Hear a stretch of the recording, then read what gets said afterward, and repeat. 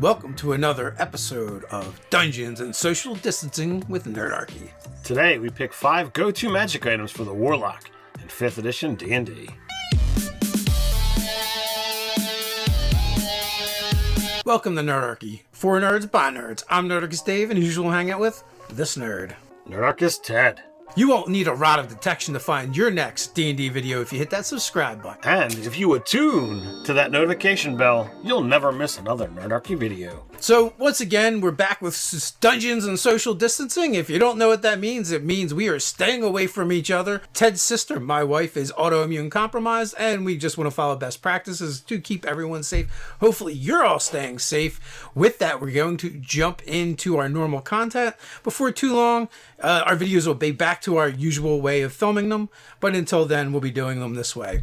So with that, this is a D&D Beyond sponsored video. It makes our job so much easier as DMs, as players, and even doing these videos. It's a huge database of all things Dungeons and Dragons, all the official content. Anyway, you can go over there, you can find what you're looking for, you can make your characters, you can build your encounters.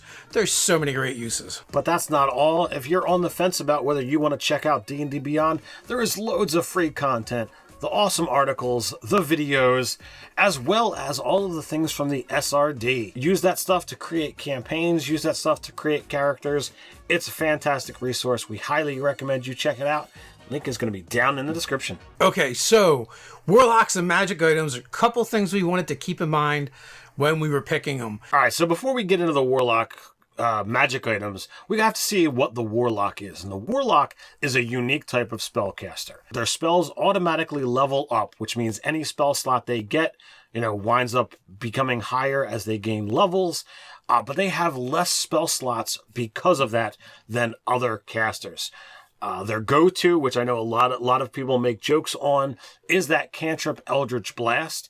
So for us, the way we looked at creating this list of magic items was things that were going to give them extra spell slots, extra spell power, or things that were going to enhance their Eldritch Blast. So what's our first magic item on this list there, Dave?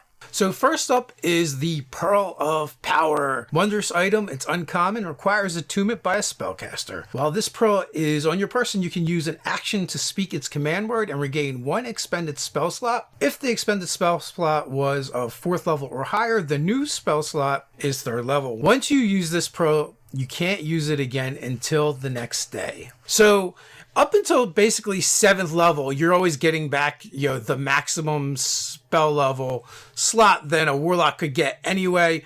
It's just going to give you an extra casting throughout the day. It could be super useful, especially if you're in a situation or have a DM that is not very generous with those short rest opportunities. So really useful for, low level or, low to mid-level Warlocks, being able to get those spell slots back quicker. It's fantastic. Next, we're going to move into what I would consider the ultimate go-to for Warlocks, and that is Rod of the Pact Keeper. It's a rod. The rarity varies based on the bonus, and it requires attunement by a Warlock. So it is specifically made for Warlocks. Nobody else gets to use it. While holding this rod, you gain a bonus to spell attack rolls and to the saving throw DCs of your Warlock spells. The bonus is determined by the rod's rarity. In addition, you can regain 1 Warlock spell slot as an action while holding the rod. You can't use this property again until you finish a long rest. The bonus is, if it's an uncommon item, it's a +1. If it's rare, it's a +2. Or rare, it's a +3. So with this one, you've got the bonuses to hit of your typical arcane focus, as well as the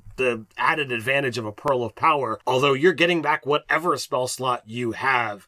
So even when you get to those point where you've got 5th level spell slots, boom, you can get 1 back. Super awesome as an action. This is very thematic for the Warlock. It also enhances their abilities and shores up a weakness. So you can't go wrong with this. Matter of fact, if I ever play a higher level game, I'm playing a Warlock. That is the first magic item I look at if the DM is allowing me to pick magic items. So next up, we have Staff of Power and Staff of Magi. Basically, the Staff of the Magi is a more powerful version of the Staff of Power. Staff of Power is very rare, while the Staff of the Magi is legendary. So, if you had your pick, you'd probably want the Staff of Magi, but they are both great. They both require attunement by a sorcerer, warlock, or wizard. The staff can be wielded as a magic quarterstaff that grants a +2 bonus to attack and damage rolls made with it.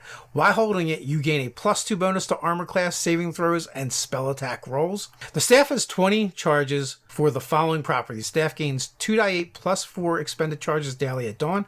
If you expend the last charge, roll a d20. On a 1, the staff retains its +2 to attack and damage rolls, but loses all other properties. You're going to want to save that last staff. On a 20, the staff regains 1d8 plus 2 charges. Power Strike.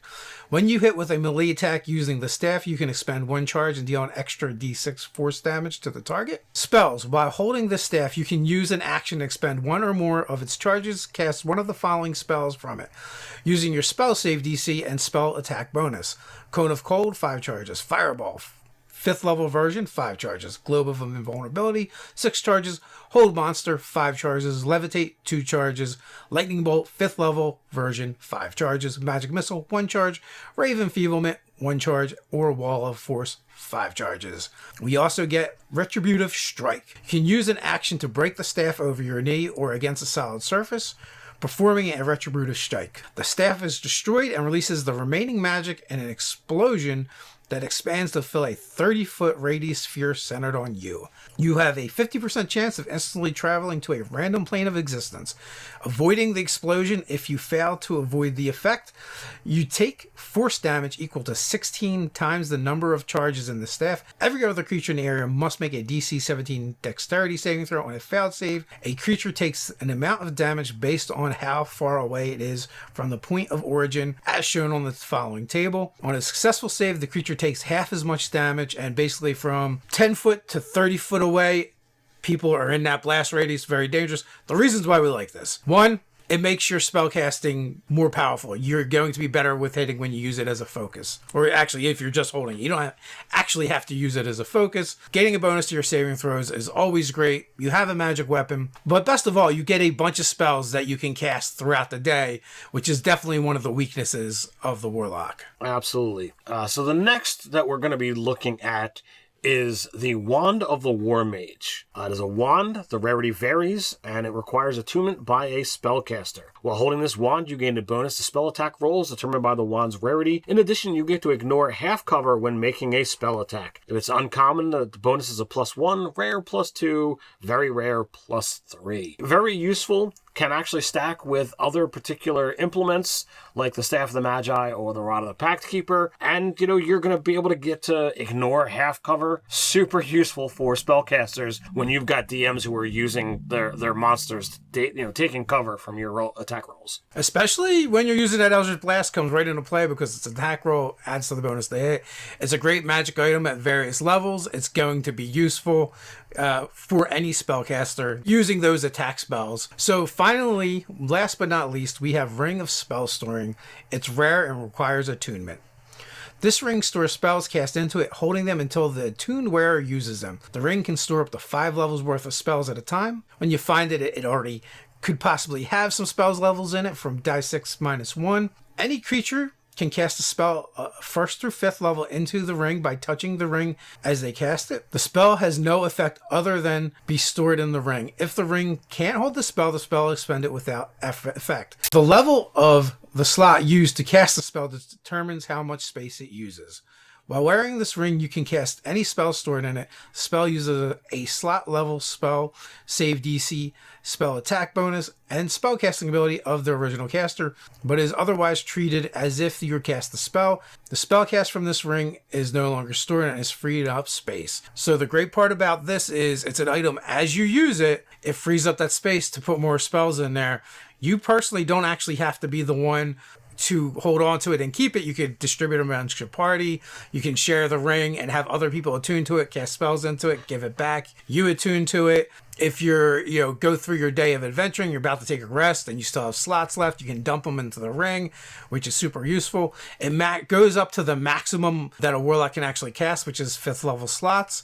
So that works out nicely as well. You might have some wonkiness with the odd numbers that could happen, but that's where it might be handy to trade it off to another party member. But again, it's just going to give you more spellcasting power. Yeah, as Dave says, the fact that the Warlock doesn't have multiple levels of spell slots slots, you do kind of get into, you know, that weird situation. But, you know, that's a great time for other casters when you've gotten to a point where you're going to rest and be able to get spells back, or you're spending some downtime in town. You know, this is where that could get traded around and give unique types of spells to the Warlock that they wouldn't normally be able to cast. Or, you know, the Warlock could put some of his, you know, cooler spells in there that other casters don't get and trade it around.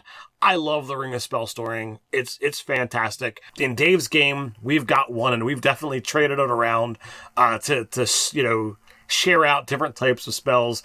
It's even a way for the you know, other casters to get access to Revivify that the you know, cleric would normally have. We understand and know there are a ton of magic items, and you might have your favorites, and we didn't cover them. But these magic items we felt were just good specifically for the Warlock. Just let us know what ones you like. What would you equip your Warlock with? But hey, if you want another Warlock video, then check out Building Your Warlock Pact D&D player tips up here. Speaking of packs, you can make one with Nerdarchy over on Patreon, where you'll find monthly 5e content for players and DMs alike. That's not all we do. We do weekly live chats with our patrons. We have a monthly giveaway our patrons are automatically entered in, and more. So until next time, Stay nerdy.